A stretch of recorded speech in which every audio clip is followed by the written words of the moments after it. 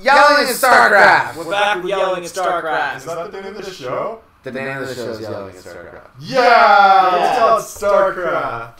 My name is Craig, I play as Kilgore. I'm Andrew, I play as Acro. And I'm Wes, I play as Weskimo.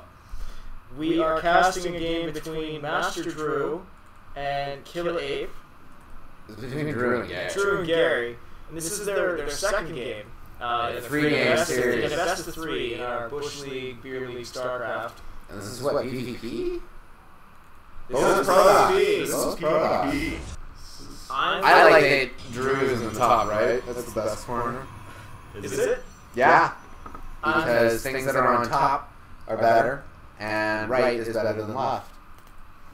Your logic is flawless. I can't argue that. That's stupid. Thank you.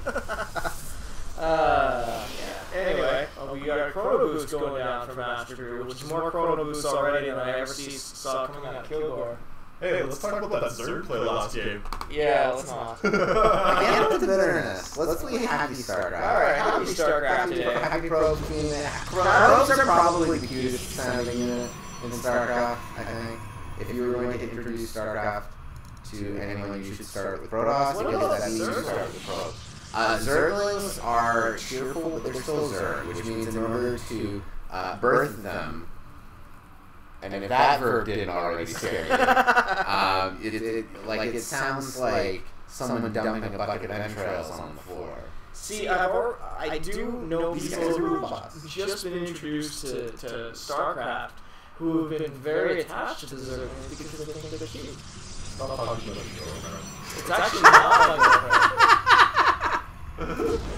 Alright. Your mom plays Starcraft? Oh, no. So interesting. Both players going for partial wall. That's interesting scout pattern from the Drew. He's doing the usual voodoo shenanigans.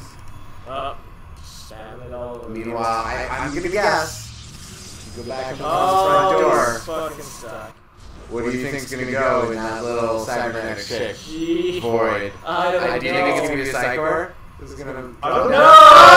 No! It's not Psychor! Well, we figured out he's not playing against Zerg, who's 6 pooling, so, you know, he doesn't need to deal with the Psychor in his wall. True. Gary, on the other hand, is like what? A zealot? 4 gates. 4 gates. Oh.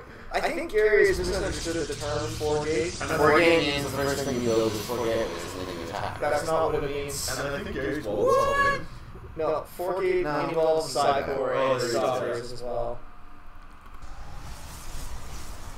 So you're suggesting we should build a gateway in the cybernetics corner and get warp gates? Yeah. And then add on 3 gateways and then do your push? Yeah. That's what a 4 gate means? That's what I would read as a 4 gate. It's funny because a 2 gate is just build 2 gateways and then Zealot. kill. Yeah, But it sounds very similar to 4 gate. Like, by 4 gates, you've got time to build the Stalkers, and the Stalkers can make such a difference in the ranks. What if you build 4 gates first and then the cybernetics? Well, then you've got time where all you can build is Zealots when you'd be using that time to make Stalkers. We went through this with another game, didn't we? Ben stole some gas and forced Nathan, his opponent, to Yes, it didn't work out. Ben double gas blocked Nathan's main. And then he built 2 assimilators in Nathan's main and basically denied him all forms of gas. So if you can do that without stealing the other person's gas, I think that's a good start. Well, I mean, neither one of them are really doing anything. We've got some little loop-de-loo single zealot versus stalker cross. I'm gonna guess stalker's gonna win. Oh yes, the stalker totally wins. Not sure what that zealot was doing there. Meanwhile, Drew looks like he's getting a Twilight Council. He's already got Drew already has the Twilight Council. And by Twilight Council, I mean zealot training. which could be bad news for Gary's non-charging zealots. Yes. It will make charge zealots much better than non-charge zealots because they will have something that their opponents do not. And we have Twilight Council going down there. Which charge zealots? Charge zealots going down for Gary too. So it looks like the zealots. I've seen this strategy before, doing what your opponent does slightly after your opponent does it. That'll work out for you. Poorly! Gary, you need to use some of this fucking Chrono Boost energy or to catch up because you're behind. That's okay. It's got a lot of zealots. No warp gate attack. No warp gate attack. But, I mean, if you don't have warp gate attack, you might as well build charge zealots. I guess. Has it even started? But Drew has warp gate attack. Yeah. And Oh! No starting on warp gate attack. But with 200 gas.